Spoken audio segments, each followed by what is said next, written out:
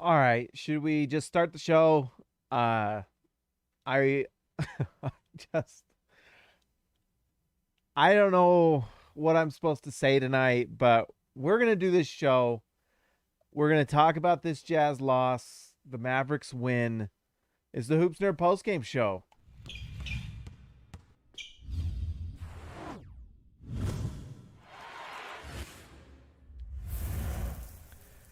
All right, should I just copy and paste the postgame shows from the last 2 years into this one because it was basically the same thing that happened every time? This one was hard. I just got done writing. Go to SLC Dunk and write my recap if you enjoy pain and sadness. But I just got done writing almost 900 words. Uh, for Cameron joined the channel. Welcome to the channel. I just got done writing like 850 words on SLC Dunk, just kind of recapping the problems, and we'll talk about that on this recap. This post game show. Um, I don't know. This is pain. This is just agony.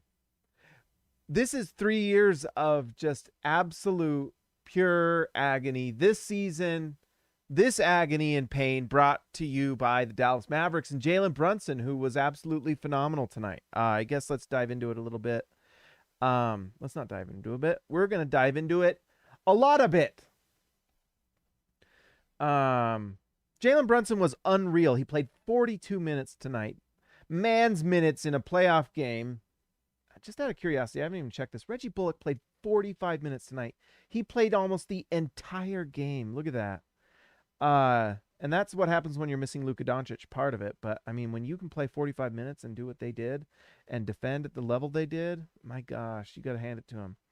Donovan did play 41, but, like, no one on – I mean, Royce O'Neal played 37. Rudy Gobert, their most important defender, played 37. 22. This is on Quinn Snyder right here. This is just such. We're gonna talk about this tonight, and then 21 and 22 for these two guys right here. Or let's see, 22 for Clarkson, who was actually really good tonight. Clarkson was amazing tonight. Look at that, 8 for 11, completely wasted. And Wancho a plus 14 in 7 minutes. That's pretty good if you're a plus 14 in 7 minutes.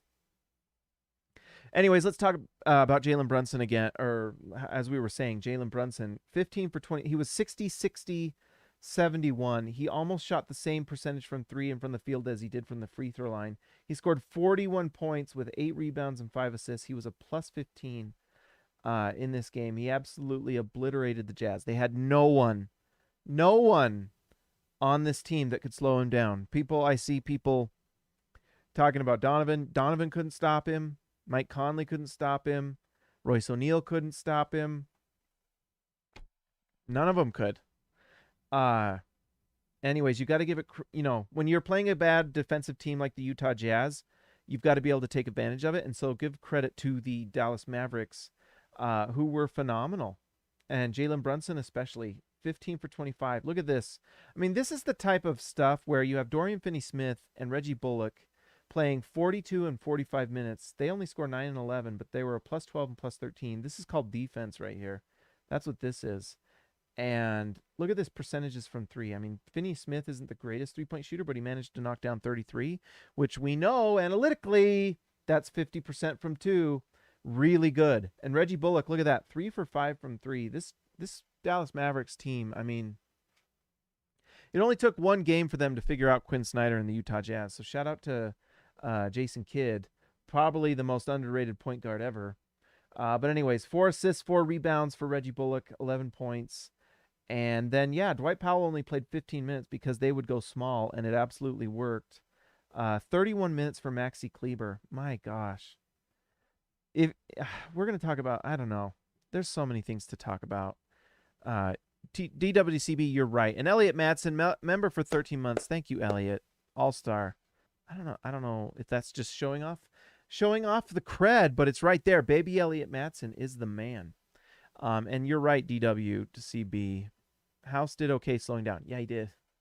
to the tune of plus 15, and the Jazz lost by like 10 or whatever it was. 6. 6-point loss, and Daniel House was plus 17. Who knew if you played good defenders, it helped out, but good perimeter defenders, that is. Oh, this is just like observing your own pain or something. This is like rewatching pain moments from your life, tragedy, and just looking at it. These balls games are self-harm, all right? I don't even know who's watching this. Who is the audience for this video? You guys who are supporting the channel, I love you so much, because I don't know how you managed to like relive this with me. I guess we'll just drown our sorrows together. Oh, and we don't even have Manscaped to sponsor the show. That's how down bad we are right now, is just Manscaped abandoned us. We don't have perimeter defenders. Our coach sucks. Our front office thought that the best move and our most effective offseason move was signing a 36-year-old coming off of foot surgery, and that was somehow supposed to fix the perimeter defensive issues. Turns out it didn't do anything, all right? All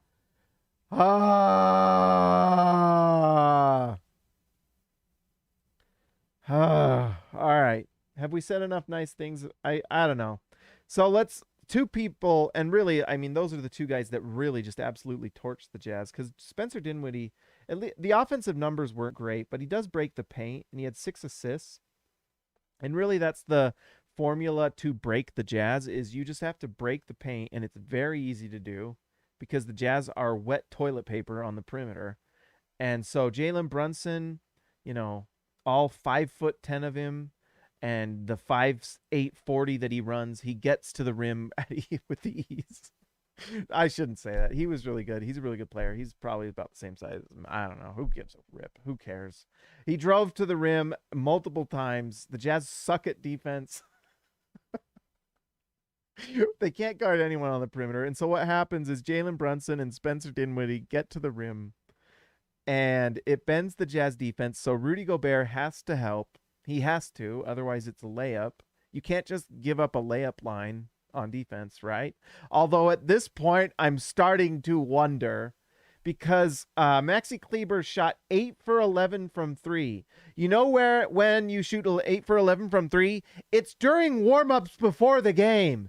They're called practice threes, but that's the type of three-point shot you get against this Utah Jazz team. Just wide open.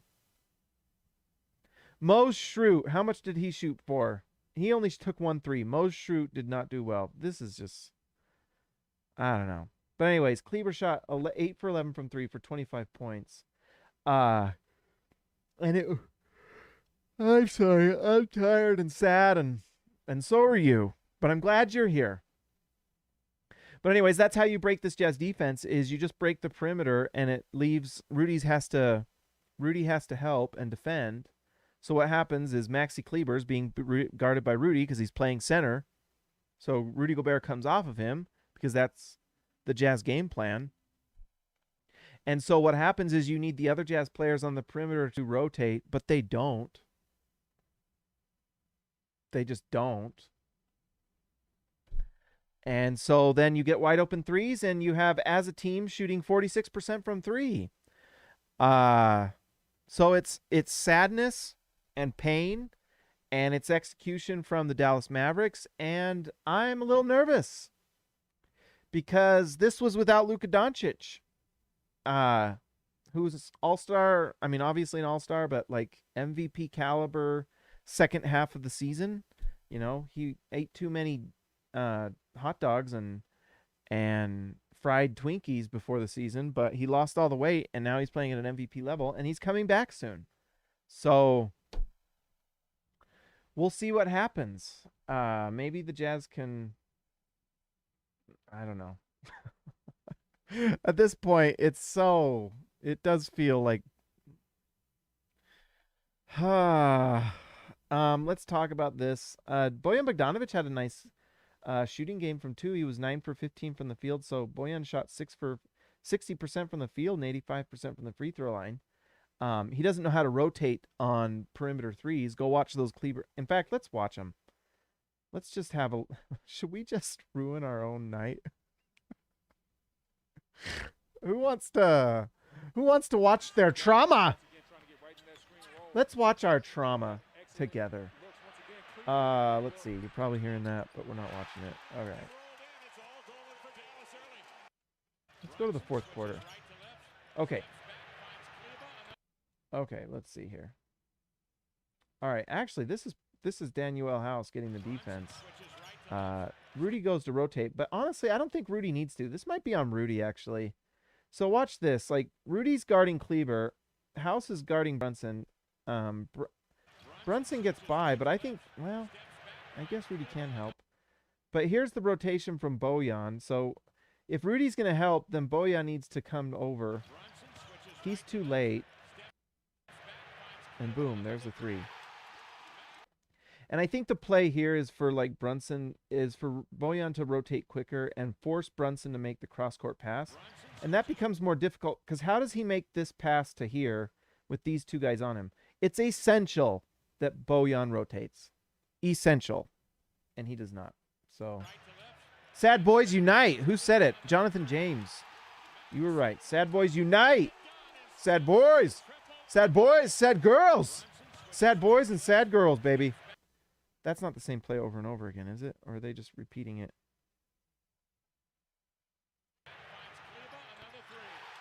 I think that's literally the exact same play. No, that is the same play. Why is that repeating? I think they got the wrong video file uploaded there. Or maybe not. Let's see.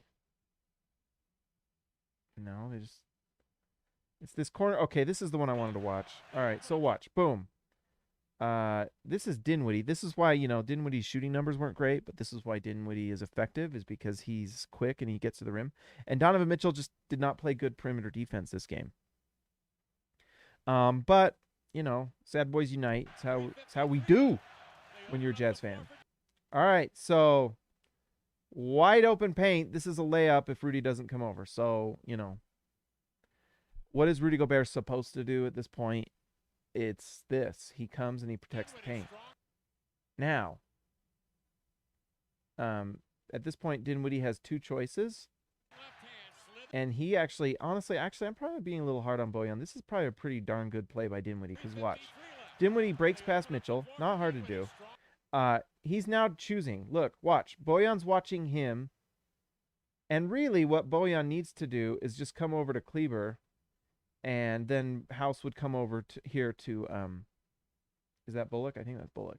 But anyways, instead, Bogey is in no man's land because watch, Dinwiddie looks him off, kind of like a quarterback in the NFL. Watch this. So he's looking at Bullock, and then he makes the pass to Kleber. That's actually a pretty amazing. Wow, actually, that's pretty remarkable play here by Dinwiddie. That's pretty cool. Watch this. Boom, looks off, no look pass. That gets Bojan off of him, keeps Bojan in no man's land. Man, this is a great play. That's pretty amazing. Honestly, that's just a great play by Dinwiddie. That's pretty cool. Watch that again. I can't believe it. He creates this opening, no look pass. Although really what Bojan should do is just trust the defense. If you had a good NBA coach, you might know exactly where you should probably go based off of what your other players on your team are doing, not based off of where Dinwiddie's looking, but that just might take a head coach that can, teach discipline, something this Jazz team doesn't have, because really in reality, Bojan should know what he should do at this point anyway, right? Because it's been 3 years of the Jazz doing this, 3 years, and they still don't know what to do. Right? So even though this is a pretty remarkable play by Dinwiddie looking off Bojan, I mean, this is really, what is Bojan doing? He's not really guarding anyone. And like what's his plan here? And then he just gets like frozen, like, oh, and then he's like recovering and it's too late. And we see a lot of that, and it's just really bad. And the coach did not have them prepared for that at all. And all it's been is the last 3 years of the same thing. So it's not like you haven't seen it before. Wouldn't you be able to kind of plan for that? I don't know. I don't know. I guess the good news for the Jazz is they did hold Dorian Finney-Smith to 3 for 11 because Quinn Snyder's biggest game plan is to choose who's the bad three-point shooter and then just not guard them. That's like the extent, I guess, of what the Jazz game plan is because they certainly aren't doing a lot of things to really slow this down. Bad coaching and bad execution, although at a certain point when it's bad execution every year, and this is what I wrote about in the SLC Dunk recap, there's 3 problems with the Jazz. It's roster, coaching, and front office. Roster because, I mean, what the heck is Bojan doing on that play? When are, none of these players on the perimeter are defending. Royce O'Neal is at best an average defender, but he got roasted tonight just like everyone else. I mean, he had a pretty good night shooting it, which was really nice to see, 4 for 6, but he was minus 16 just like everyone. Donovan Mitchell, Mike Conley, and Rudy Gobert, the Jazz big 3 was actually only this bad. Hassan Whiteside was a +4 along with the Jazz's bench who actually got them in this game. But Donovan Mitchell had a good game, by the way. He had to play 41 minutes. I don't know. This is Sad Boys time, man. Sad Boy City. We're not in Salt Lake City. We're in Sad Boy City. But anyways, Rudy Gobert had where do we even start? Bojan Bogdanovic can't defend the perimeter, doesn't know how to guard that 3-point line still. So it's either on Bojan or the coach. But that's a roster issue. Sure, he shot the ball really well. He shot 60% from the field. He had 5 rebounds. It didn't matter. It didn't do anything. Couldn't hit the threes when we needed him. Royce O'Neal was 4 for 6 from 3, 4 for 7 from the field. So a good offensive night. 9 rebounds, 2 assists. He was playing hard, but minus 16. Didn't matter. Rudy Gobert had a putrid offensive night. We're going to watch this. This is why he gets less passes. So this was Donovan Mitchell throwing the assist to Rudy Gobert. So I hope the people that like to make those comments on Twitter about Donovan passing to Rudy, watch that replay. Right here, we have Rudy Gobert pick and roll with Donovan Mitchell. Perfect lob by, what was this? This is 2 points and a 6-point loss. Donovan Mitchell makes the pass to Rudy Gobert, and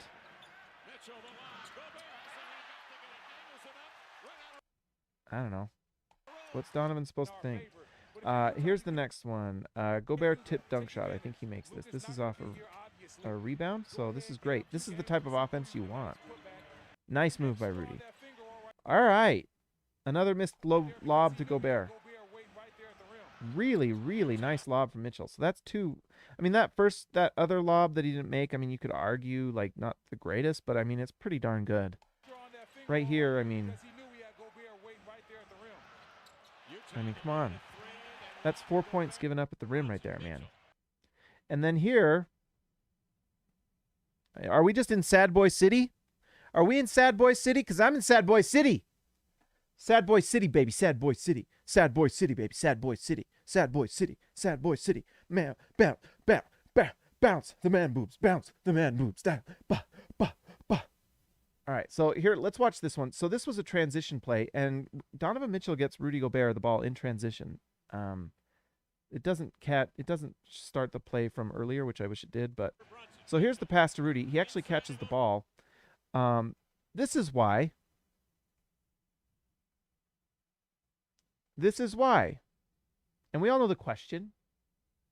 This is why. Why? This is why. You can all assume the question. I'm not even going to say it. But anyways. And I think Rudy goes to the... Oh, no, that was an offensive foul, too. So not only do, the Jazz miss the shot on here, but then on add insult to injury, it's a foul. Oh, over the back. So, Sad Boy City, baby. Sad Boy City. Sad Boy City, baby. Sad Boy City. All right. And the other ones that were bobbles, the turnovers, those were turnovers. I'm just going to watch the turnovers. Does it show them? Yeah. I think Donovan's turnover, I think this was on him. I don't think this was to Rudy. Was it? Oh, yeah, this is the one where he just lost the ball out of bounds. That was a weird play. Sad Boy City. Let's see. Oh, this was the other thing. Rudy was actually pretty awful tonight. This is the other one. So we saw those 2-3 missed lobs. This is why. This is why. This is why. Okay, I'm just saying it. You know why he doesn't get as many passes? Because this happens. This was really bad. That's 2 easy missed lobs. Should have made him. They gave him another post up, and I think we'll see that here. All right, look. He gets that at free throw line and just gets it flat out stolen. So I don't. Another one here. Pick and roll to Rudy. Free throw line. He creates the turnover there. All right, here we go. We're doing post ups to Rudy Gobert. Post up.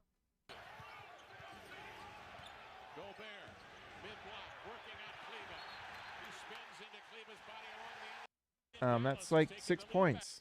It's 4 turnovers, man. Right here. Offensive foul from Rudy. And maybe that's a little on Donovan for, like, you know, being in the paint, close quarters. Rudy had a putrid night offensively. And really, if you look at all that, I mean, if you're just like saying, hey, if they'd have had those points, they'd win the game. Now, I still think the Jazz would have collapsed late because that's who they are and that's what they do. And the Mavericks would have taken advantage. But Rudy having that bad of an offensive game tonight did not help. And so that's why we're fine with the offensive distribution. You know? Because why? Because not all possessions are equal. You know, a missed shot by Donovan Mitchell does not necessarily mean it was a bad possession. It just means it was a missed shot. Getting the ball turned over like that and creating a transition opportunity for others because you're just trying to force feed Rudy Gobert, who doesn't have a post game, that's a bad possession. So it is what it is. Mike Conley, let's talk about this. We mentioned this before. So anyways, we talked about the roster. The roster can't guard Daniel House and Juancho Hernan-Gomez can guard, but the Quinn Snyder only plays them for this amount of time. Juancho can guard, but he only plays 7 minutes. That's because Quinn Snyder doesn't care about defense as much as he says he does, because he would much rather put the offensive players on there that run his system, because what matters most to Quinn Snyder is that someone runs the system exactly how he wants, because the star to Quinn Snyder is the system, and that's what matters most. But anyways, the other thing that was annoying that Quinn did tonight, besides not challenging that block that Whiteside had, was, you know, because why would you want to challenge the block that Whiteside had, knowing that it would save you 2 points? Why would you ever want to do that? You know, it's so you can save timeouts later in the game to try to create more points when you could just use the challenge to save 2. Isn't that the point of timeouts? Other than, I guess, to give players rest. I don't even know. But guess what? When you challenge a play, you're resting a player. Good grief, man. This is a piece of garbage coaching job tonight. Just absolute putrid, awful, terrible coaching. And play by the Jazz players to finish. And a front office who did not do anything to make this better. But we all knew that for 3 years. And that's why this show was a freaking trade deadline special for the whole season. But anyways, Mike Conley plays 22 minutes. He went 0 for 7. So that's great. The Jazz held on to him this trade deadline. Get nothing for him. The other good news is that the pick that we traded for him for Memphis doesn't convey until now. So after this season, when the Jazz blow everything up, they won't get a pick in this draft because it conveys to Memphis. So that's just frosting on this cake. Sad Boy City, baby. Sad Boy City. Mike Conley, that trade paying dividends like you wouldn't believe. 3rd year in a row of these playoffs with Mike Conley going splendid. Splendid. Sad boy city, baby.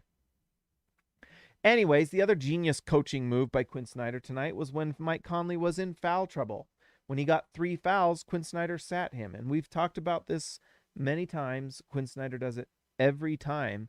When you sit a player who has more fouls than you'd like him to have in your rotation, and you sit them, you give the other team exactly what they want. And so what happens is Mike Conley sat. Dallas knows Jason Kidd can smell blood in the water, absolute blood in the water. And so he knows that when Mike Conley comes back in, we're going right at him. And what did they do? Dinwiddie and Brunson went right at Mike Conley. He gets foul number 4, and Quinn Snyder sits him again until the last 10 minutes of the game. I think he played the last 14 minutes straight, which probably isn't a great idea with an older Mike Conley. My assumption would be it's probably better to just leave him on the floor. So Mike Conley was benched because Quinn Snyder, here's how Quinn Snyder thinks. It's the only thing that makes any sense to me. Quinn Snyder refuses to play any sort of lineup at the end of the game different than his starters. Now, it could be that Quinn Snyder just refuses to change his starters, and he should be starting Daniel House. I saw Harlabob on Twitter made a good point, and I think it's time to do it. It's not benching Royce O'Neal, it's benching Mike Conley and playing Daniel House. And what that does is just gives you the size and the defense you need. And then just playing Mike Conley with the bench and with Rudy Gobert, and then you can close at the end of the game. If Mike Conley's playing well, then you can play him. But tonight, Mike Conley did not play well and could not do anything right. And he was a -7 only because he wasn't long enough on the floor to get up to the nice and splendid numbers that the other Jazz starters did. So Quinn Snyder, he hasn't changed the starting unit this year, last year, the year before. He doesn't ever change. He doesn't ever switch it up. He doesn't have, and so, he is. So when foul trouble happens, the most important thing to Quinn Snyder is keep his rotations the same. Literally, that's his goal, is to keep things the same. We all talk about, adjusting and things like that. Quinn Snyder couldn't care less about that. What he's more important to him is keeping his rotations, because I'm sure he has some sort of math equation that tells him that, well, when the Jazz net rating with this specific 5-man lineup, when they're on the floor, then they win the game. Well, except every single year we go into the playoffs and they don't adjust, and Quinn Snyder digs his heels in to go back to the numbers, because he always says that they will play out. The Jazz players just have to execute better. Even though the last 3 years we've seen them do the same thing. It's literally the same thing. With this 5-man lineup and these 3-man rotations, when Rudy Gobert is on the floor with Mike Conley, and then so-and-so, Royce O'Neal, then this is the outcome mathematically for this team. Well, guess what? Every single year it happens and it doesn't work out. And so what happens is when Mike Conley's in foul trouble, Quinn Snyder loses his absolute mind because it might mess up his math rotations at the end of the game. And, so he keeps Mike Conley off the floor. What it does is it basically is a victory for the Dallas Mavericks and every other team that plays the Jazz, because Quinn Snyder just plays into their hands. Just like he did when he was on the floor. When Jason Kidd sees that Quinn Snyder's doing that, he's like, oh, that's what you're doing? All right. I'm just going to, you got punched in the ribs. You're like, it's like a boxer seeing the other guy wince when he gets punched in the ribs. What's he going to do? He's going to keep pounding those ribs. And Quinn Snyder just plays into it. And so what happens is Quinn sits Mike Conley the whole time so that he can play at 100% in crunch time. And guess what? How many fouls did Mike Conley end up with by the end of the game? 4. So all that time sitting Mike Conley amounted to Mike Conley didn't foul out, so wonderful, and it amounted to a loss. I would argue, Conley's 0 for 7, 0 for 3, but I would say that pulling guys and having guys worried they're going to get pulled it gets in people's heads, and this is part of why he's playing like this. Mike Conley might have found a rhythm at some point, and I bet you he makes more shots than this and probably pulls down more assists, but he wasn't on the floor to be able to do it. Quinn Snyder ensured it. After this season, when Quinn Snyder gets let go, if they lose this first round, I am providing all, like, I'm gonna be that guy. I'm gonna be so helpful, uh, giving like Quinn and anyone else who gets let go a ride to the airport. Like, guys, don't worry about an Uber. Let me just give you my cell, and I will drive you to the airport myself, so you can go to L.A. and be the coach there. Or maybe I'll give you a. I hear they got great flights to San Antonio for Quinn. I'll give him the ride myself, a ride to San Antonio. You can enjoy. Don't worry about that Uber, man. Don't worry about it. If you want, I'll get on Travelocity. I'll be your assistant for a day, free of charge. I'll look up all the deals to San Antonio or LA. All of them. I'll get on Travelocity. Is Experian? No, that's like the credit score. Jazz credit score is below 700 right now. I'll tell you that. We're not even at 500 credit score. What is like the what's the travel? Travelocity. What are the other ones? Canoe or kayak or whatever? I'll get on all of them. I'll Google all the flights. I'll call Delta. I'll find out when the best flight is, save the most money. I'll drive all of them there that get let go. All of them. Free of charge. Expedia.com. I'll look up Expedia and thank you, TGD. Total Game Domination. Total website domination tonight for TGD. Trivago. Yes. Yes. What other travel sites do we need to use to get Quinn his flight to the airport when he goes to San Antonio or LA?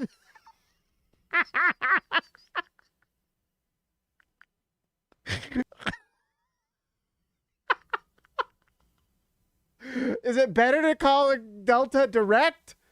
American Airlines? Southwest? What's the number? Should we call him right now on the show? Find out flights right now. Let's do it. Expedia.com. We're going right there. Let's go together to Expedia. Going to flights. Not right now. Am I sharing all my info? I don't think so. Going to San Antonio, Texas. San Antonio. Add a flight. Leaving from Salt Lake City. Salt Lake City. Search. Let's look at flights from Expedia for Quinn. This is what we're doing on the show. Oh, look at all those beautiful destinations. Oh, La Quinta Inn. Whoa. While the interview process is going on, Quinn could stay at the La Quinta Inn or Thompson San Antonio Riverwalk. Look at that, $653. Great prices on Expedia. What are the flight costs? Look at all these packages. I just want flights. Oh, well, I guess you do have to stay there for a little bit. This is pretty nice. Crockett Hotel. That looks haunted.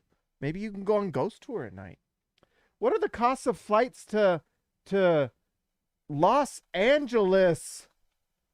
Los Angeles. Let's find them. I bet you didn't expect this from the show.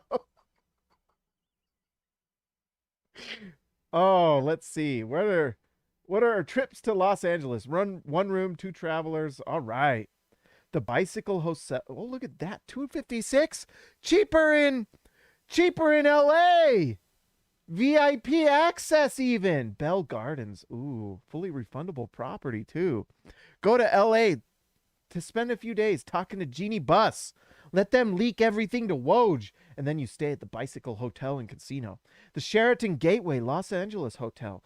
$248. Very good. Based off of 3,648 reviews. Doesn't get better than that. Doesn't get better than that. Flights to LA. Flights to San Antonio. Wouldn't mind it. Sonesta, Los Angeles Airport. LAX, $256. Look how cheap the flights are. Actually, this is pretty great. I might look at this one. I need to take the kids to, just for curious. 2 adults. I have my 4 kids. What's the cost? Because I want to go to Disneyland. Pretty good. All right. Anyways, let's recap this show to everyone here. Who knew where this show was going tonight? But I actually had more fun doing that than just talking about how crappy the Jazz are in the clutch. But anyways, the roster can't defend the perimeter, and it's their fault for not being better at it. The coach doesn't know how to teach them how to like rotate on a 5-out defense, even though we've seen it the last 3 years. They saw it all season this year, all season, and they still don't know how to do it. Bye, Quinn. If they re-sign Quinn, this team, man, unserious. But anyways, a whole season of seeing that, could not figure out how to rotate. And then finally it comes to the front office, like not making the moves they needed to. You know, if Quinn's not going to make changes, then the front office has to. And they didn't do it. The best acquisition this offseason was Rudy Gay, 36 years old, coming off of foot surgery, and that was supposed to fix all these problems. That's what the Jazz fans were told they were supposed to like. Turns out Georges Niang was a much better player, and they should have just stayed with Georges Niang and then signed someone else. Because Georges Niang got like $4 million from Philadelphia, and you can't just pay an extra $4 million and then use that exception on someone else that can actually defend. Good grief. What a horrible, awful thing. And then they don't even make a trade at the trade deadline, you know, which, by the way, in hindsight, probably is the right move, because this iteration of the Jazz is just not it. This coach, this Jazz makeup, it's just not it. They need to change it. So, you know, and that's why they brought in Danny Ainge, because this whole thing is just crumbling. This house was built upon the sand. It's not on the rock. I'll tell you that. And Danny Ainge is going to have to build a new house on a new rock somewhere else. And hopefully it's a nice house, but we shall see. But it's going to be crazy. Anyways, that was a crazy post-game show, but I guess that's what you should expect from a loss like that. Let's give a shout out to our All-Stars tonight. These are the guys that just make life so good. And these are the guys that just take this channel to another level. Let's see. Let's filter this. Even I'm off my game tonight. I'm sorry, guys. All right. Let's give a shout out to Total Game Domination. Expedia, Trivago, just travel expert, TGD, Total Game Domination. Christian House Money to Haas. Tyson Price, The Price is Right. Baby Elliott Matson. X marks the spot for Zintas. Jordan the Goat Besserell. Joshua Hansen. The Danish Destroyer. And one, Anton Warren, Ezekiel Ricibe, my man from down under, JT Buckets Wardell, Austin R. Grant, editor extraordinaire, Eric C. The C stands for champion, Donald Schooley, schooling all of us, DW the CB, Darren Williams to Carlos Boozer, bring in the heat, DW, Jorge Arrizaga, mi amigo de abajo, mucho grande, mejor amigo de todos, es un mejor capo, mucho bueno. I better be careful because I don't know what the slang in Argentina translates to always in Mexico. So I better be careful. Who knows? Some things might be inappropriate that I'm saying. Pero Jorge Arrizaga es un guapo, muy buen hombre, con mucho esfuerzo, mucho esfuerzo, mucho músculo. Lee Christensen driving the lane, Patrick Kubo, the connoisseur, and Robert Hall of Fame. Guys, you guys are amazing. Shout out to everyone watching this channel tonight after a painful loss for the Utah Jazz. Shout out to Luka Doncic, who's getting a front row seat to all of this and gets to just heal up. Hopefully the Jazz can figure this out and get some wins in Salt Lake City. I know that the Jazz will play better, and my prediction is still that Utah wins in Salt Lake. This series might just go 7. But luckily, the Jazz won that first game, and then maybe Doncic comes back in Dallas and the Jazz have to win it at home. So I guess this is like the Jazz need to win it in 6. Hopefully they can. We shall see, because that's what I'm definitely rooting for. Although after a night like tonight, it's very hard to see. Anyways, guys, I will talk to you next time. You're amazing. If you're new here, like and subscribe to the channel.